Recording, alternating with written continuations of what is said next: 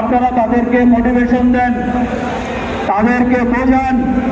যদি এই সংগ্রাম আন্দোলন করে তাদেরকে এই নবম গ্রেড থেকে দশম গ্রেডে অবনীত হতে হয়, তাহলে এই লজ্জা আপনাদের, এই লজ্জা পুরো জাতির।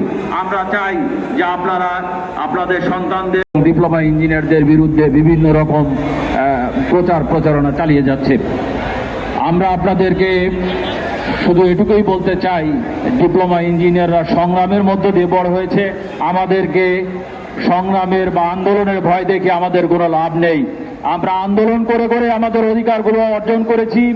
আমরা আমাদের এই অর্জনকে সমুন্নত রাখতে আমাদের যে কোনো সমস্যা আমরা সমাধান করতে পারবো ইনশাল্লাহ, এবং আমরা তার জন্য সবসময় প্রস্তুত আছি।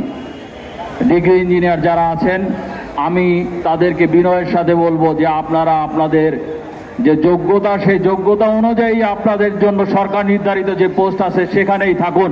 আমাদের ডিপ্লোমা ইঞ্জিনিয়ারদের পোস্টের দিকে নজর দিবেন না।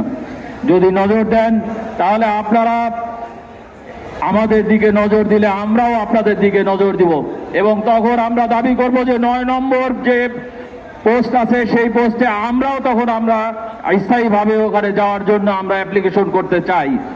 আমাদের ভিতরে সেই যোগ্যতা আছে, আমাদের ভিতরে অনেক ডুয়েট করা স্টুডেন্ট আছে, এবং আমাদের নিজেদের